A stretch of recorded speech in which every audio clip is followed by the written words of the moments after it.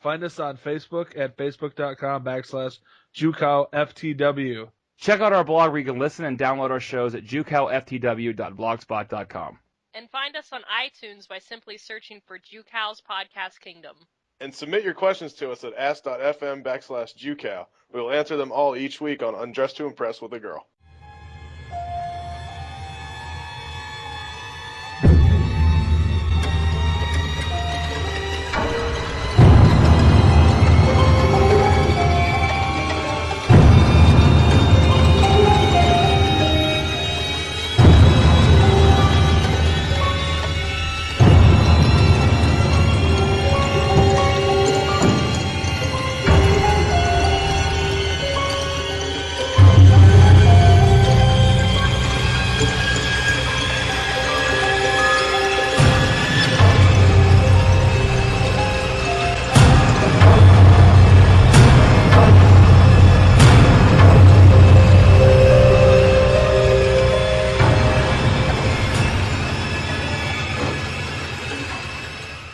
Welcome to PSYCOW. I'm Kyle.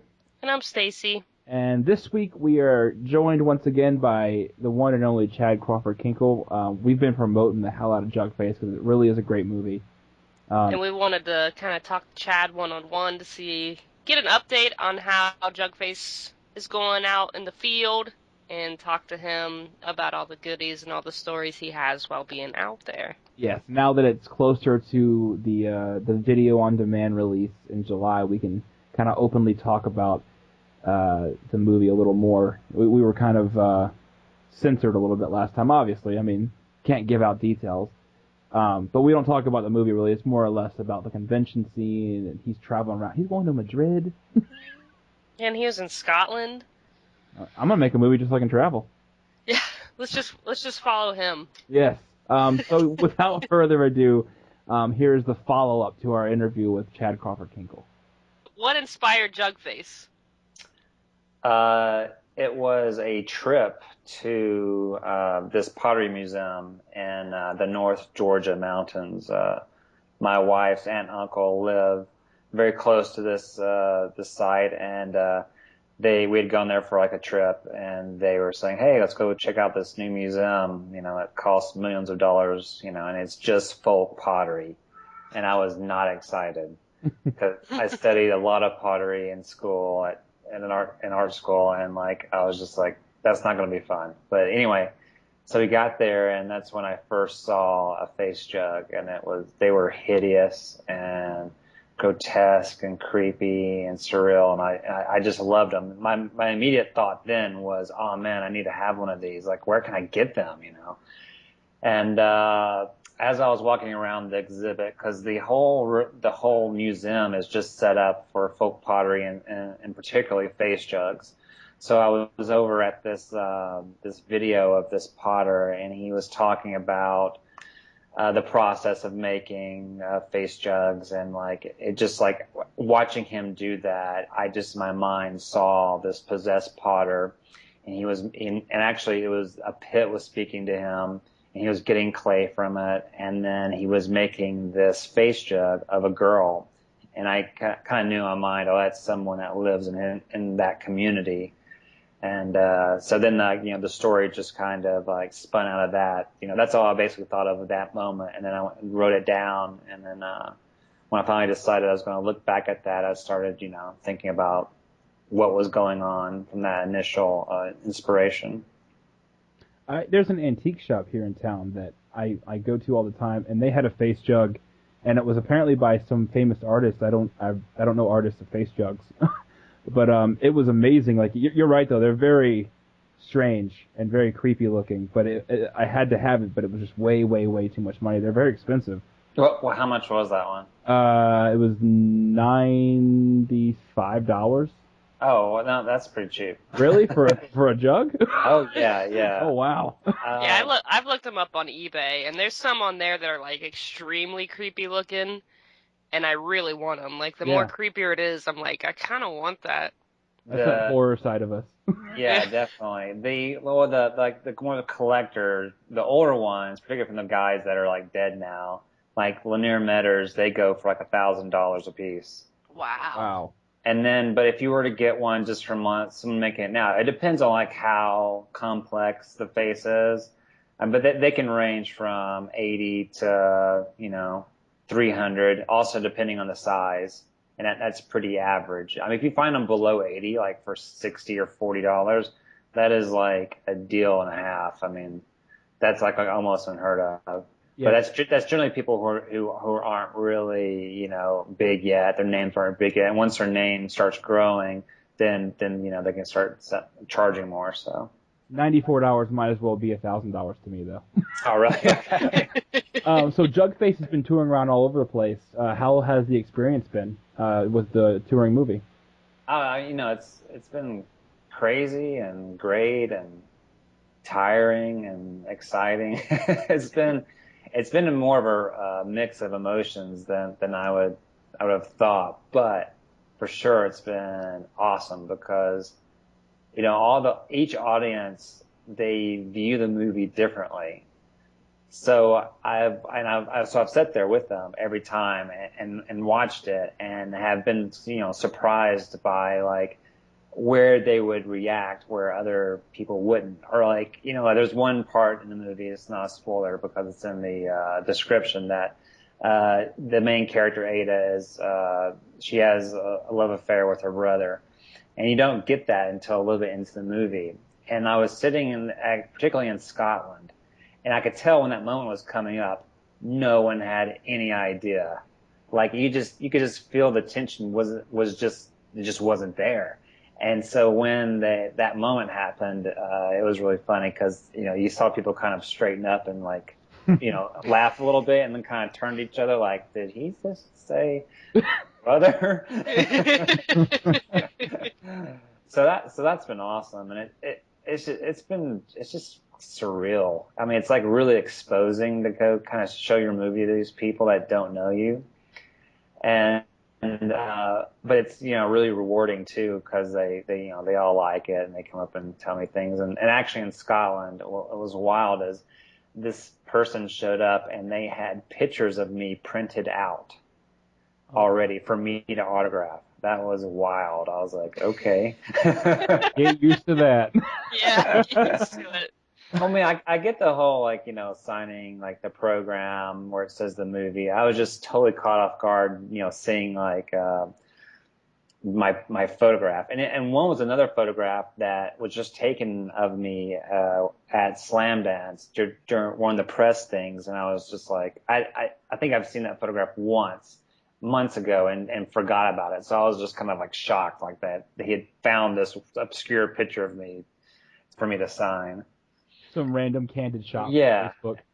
Yeah, and also on that same sort of tangent, when I was in Calgary, someone came up to me and they're like, "Oh man, I really love your original short," and I'm like, I looked at him because like that's not out. It's on Vimeo, but it's password protected, and I've been giving it to people at festivals just because I want to show them the short that helped me get Jug Face made. And he was like, yeah, I found it on like a download site. Like someone basically that I gave it to passed it around, and someone else recorded off their computer screen my short with like, another camera. Right. Which I was just standing there like blown away that had happened. Your first moment of piracy. Yeah, it was random. It was like my short. But I guess people look online, they see, okay, I've only done, 2 things, my 2 credits, and one's a short. So, the guy just searched for it and found it, which is pretty wacky. But Where do you think Jug Face, in your opinion, has had the best response? Is there one place in particular where everybody really liked it? I don't know. Yeah, I mean that's a good. I think really every audience in a way has liked it the same almost. I don't know if it's played better at other places other than the fact that, well, like we had it here in Nashville and it played at like the Nashville Film Festival, and they rent out like a Regal theater, like the whole bottom floor. So that was probably the nicest theater that I'd been in. And it was like the biggest and loudest that I'd seen it. And Nice. that played because it's like a normal theater, and so in stadium seating, so it played really well there. But also in the audience was a bunch of people that I knew, and people, my family that's in the movie were there. So obviously that was a good vibe from the audience. Are you going to be taking the movie to any conventions around where we are? I know we're going to Horror Hound in Indianapolis. Do you think that you might join us there to promote Jug Face? I may be there, but as far as like the movie itself, since it's coming out in the States and on VOD in July, Right. That's so soon that I won't be doing anything else in the States, and so. Okay. Where's been your favorite place that you've been touring so far? Well, I mean, like I said, they're all unique, and I have different moments in all of them. But what's weird is that we premiered at Sundance. Sorry, Slam Dance. I generally tell people, I talk about the event up there as being Sundance because it is mostly Sundance, but I played at Sundance. So anyway, but like showing there was really awesome. But then it took a few festivals for it to sink in, and I think I was in Boston watching it, and I kind of in the middle of the movie I thought to myself, oh man, like I've really done something here. I've like made. It finally clicked that I had made a movie, so that was really cool. But my favorite by far was in Scotland at Dead by Dawn.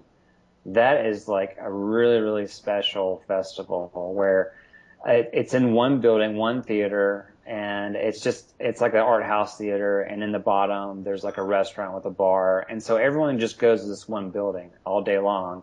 And, you hang downstairs and you drink with people, you eat with people, and then everyone goes upstairs to watch whatever movie is going to be playing. And the way Adele, the lady runs it, programs it's really smart too. She puts in older movies as well, mixed in with the newer ones. And so basically, like before my movie played Cronenberg's The Brood, so I saw that on 35, that's one of my favorite movies. So I was and at one hand I was so excited to see it, and on the other hand I was like, why did you put my movie after that? I can't go after The Brood. Was that the same? Was that the one Frank Henenlotter was at too? Right. Yeah. So we watched Basket Case and Brain Damage with him. So that was really cool. And that theater is like an older theater, but it's like perfect. It's like really tight. The seats really tight together, and it seats about 300. And the screen actually, what hangs in front of it is like, a red velvet curtain, really immaculate. And before every movie, it opens and closes all the way, so it opens all the way up. So it's like presenting the movie as if, and the way it should be is that you're about to see something special. You're about to be treated to something. It's not just whatever. So it was just overall just a really amazing experience. Well, with like you said, Jug Face coming out on VOD in July, how excited are you for your first big release with our friends at Modern Cinema, with Andrew and everything? Yeah, well, Andrew's like, asked me about it, and he could hear in my voice, like, not that, just something weird, and it's terrifying.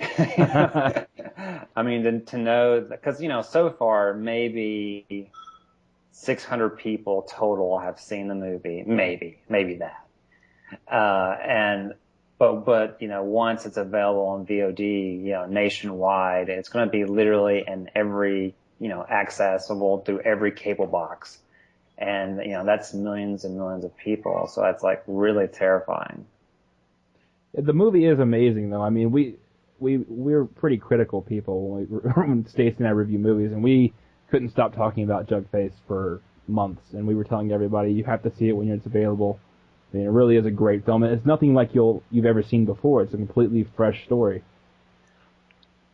Right, and what's cool, kind of on that same way, is when people go into the movie. This is another thing back to the festivals and like their reaction to it. They go into it not expecting that movie. Right. They're thinking, since the title is Jug Face, they're literally thinking slasher, and they're thinking backwoods, just basically like every other backwoods horror movie that you've seen. And what's weird is like when it first premiered at Slam Dance, a friend of mine watched it, and it's this girl, and I really like her a lot. And like afterwards, she just had this look on her face, and I thought to myself, oh no, she hated it. Like, cause she looked, I don't know, I couldn't read into what it meant, but it was definitely either disturbed or disappointed. Like, I was like for sure that was it. Until it played again, and this was in Arkansas, and then some other people that I'd met that like had the same look on their face, and then they kept asking me questions about it, and I realized it wasn't because they thought it was crappy or they were disappointed. It was because they were kind of blown away by what it actually was, because they weren't expecting that. Yeah, I've been reading and hearing nothing but pretty positive reviews and responses for Jug Face. Was there any review in particular that you were really excited to read? They're really hard for me to read. When I say I read them, I scan them quickly. Like I literally, my brain can't sit there and think about what they're saying totally. It's just like a weird thing. It's because it's like a defense mechanism or something. But, like I really, the sites I read are the ones I always care about. Like, Fangoria. There's one called All Things Horror that I really like. And there's one called, Brutal as Hell. And that's like, I kept wondering like, when would I get a review from them? And they're actually in England, and they were actually at the Scotland one, and they reviewed it after that, and that was a really, really amazing review. And yeah, that kind of blew me away because I really respect them and everything. So that was really cool. Well, you were saying that Jug Face is done touring the U.S. Is there anywhere outside of the U.S. that you're planning on going next? Well, yeah, the next one is in Madrid, and that's in just a week and a half, and I'll be out there for that. And then in the fall, I think there are going to be some more, but I don't know exactly which ones that they'll will actually pan out. So I want to go to Madrid. That sounds awesome.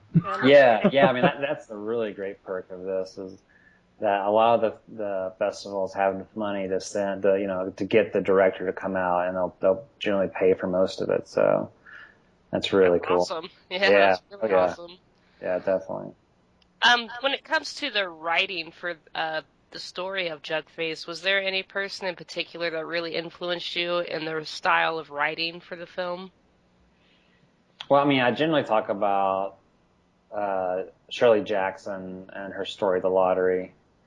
I read that in maybe 7th grade, and it like really had a profound effect on me because I felt that the small community that I lived in Tennessee, like that could happen, that people would stone each other, and it would, and I just felt I could just understand the sort of community mentality and how that could become twisted.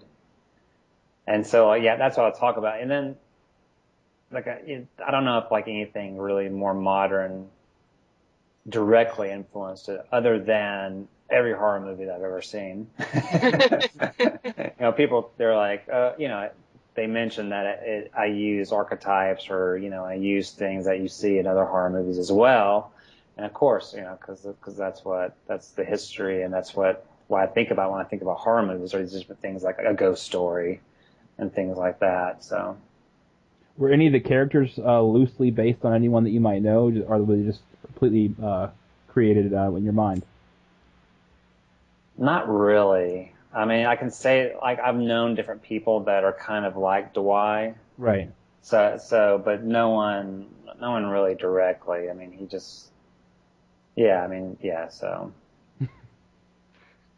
Is there anything in recent horror news that you are excited about?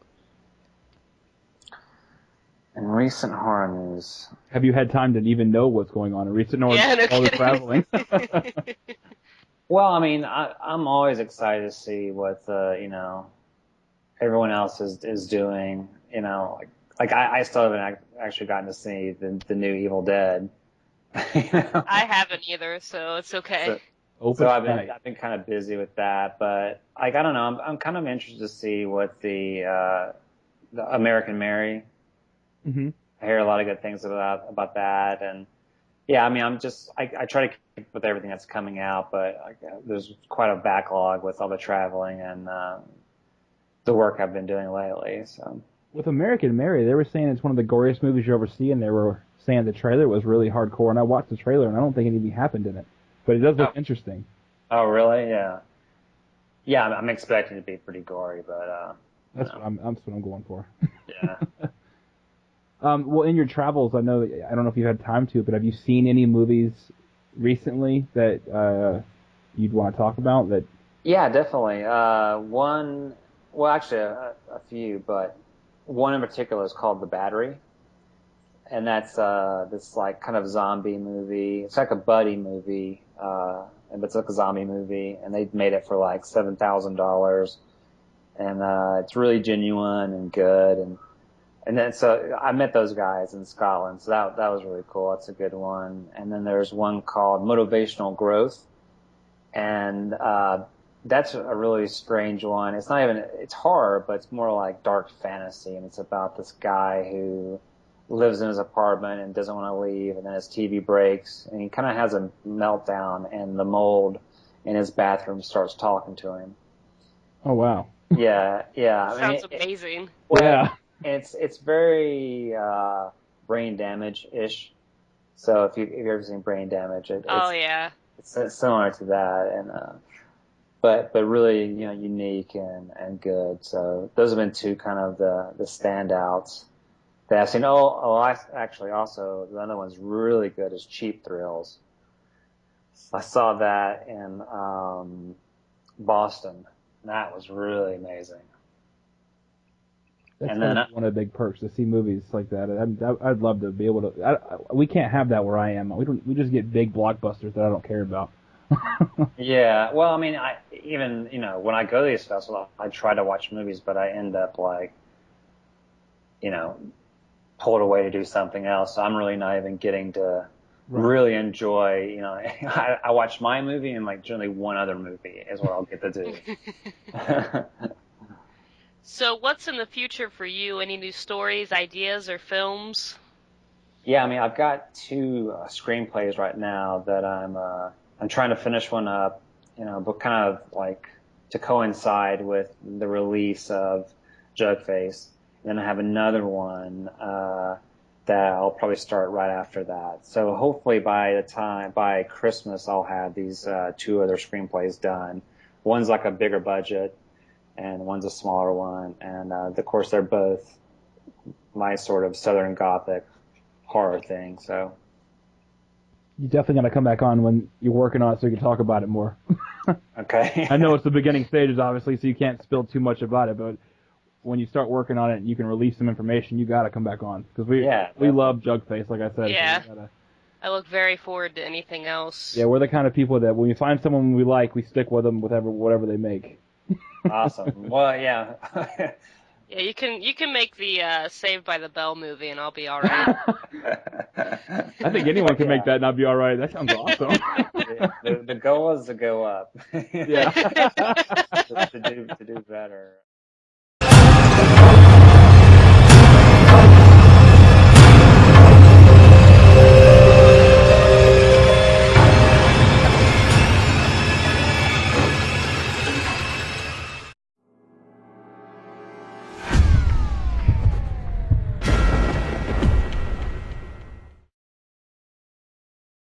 Find us on Facebook at facebook.com/JewCowFTW. Check out our blog where you can listen and download our shows at JewCowFTW.blogspot.com. And find us on iTunes by simply searching for JewCow's Podcast Kingdom. And submit your questions to us at ask.fm/JewCow. We will answer them all each week on Undressed to Impress with a Girl.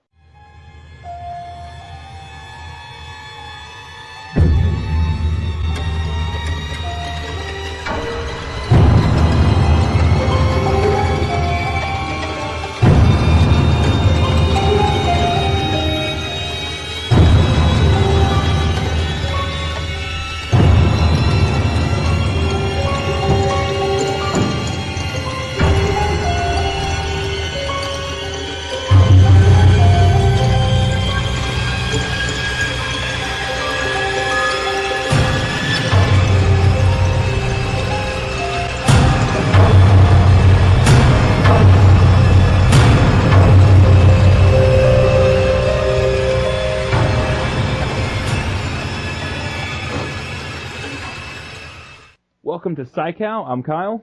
And I'm Stacy. And this week we are joined once again by the one and only Chad Crawford Kinkle. We've been promoting the hell out of Jug Face because it really is a great movie. And we wanted to kind of talk to Chad one-on-one to get an update on how Jug Face is going out in the field and talk to him about all the goodies and all the stories he has while being out there. Yes, now that it's closer to the video on demand release in July, we can kind of openly talk. He was making this face jug of a girl, and I kind of knew in my mind, oh, that's someone that lives in that community. And so then the story just kind of like spun out of that. That's all I basically thought of at that moment. And then I wrote it down, and then when I finally decided I was going to look back at that, I started thinking about what was going on from that initial inspiration. There's an antique shop here in town that I go to all the time, and they had a face jug, and it was apparently by some famous artist. I don't know artists of face jugs, but it was amazing. Like you're right though, they're very strange and very creepy looking. But I had to have it, but it was just way too much money. They're very expensive. Well, how much was that one? It was $95. Oh, well, no, that's pretty cheap. Really? For a jug? Oh, yeah. Oh, wow. Yeah, I love. Because I studied a lot of pottery in school, in art school, and like I was just like, that's not going to be fun. But anyway, so we got there, and that's when I first saw a face jug, and they were hideous and grotesque and creepy and surreal, and I just loved them. My immediate thought then was, oh man, I need to have one of these. Like, where can I get them? And as I was walking around the exhibit, because the whole museum is just set up for folk pottery and particularly face jugs. So I was over at this video of this potter, and he was talking about the process of making face jugs, and like it just like watching him do that, my mind saw this possessed potter, and actually it was a pit was speaking to him, and he was getting clay from it, and then talk about the movie a little more. We were kind of censored a little bit last time, obviously. I mean, can't give out details. But we don't talk about the movie really. It's more or less about the convention scene, and he's traveling around. He's going to Madrid. And he was in Scotland. I'm gonna make a movie just so I can travel. Yeah, let's just follow him. Yes. So without further ado, here's the follow-up to our interview with Chad Crawford Kinkle. What inspired Jug Face? It was a trip to this pottery museum in the North Georgia mountains. My wife's aunt and uncle live very close to this site, and we had gone there for like a trip, and they were saying, "Hey, let's go check out this new museum. That costs millions of dollars. And it's just folk pottery." And I was not excited.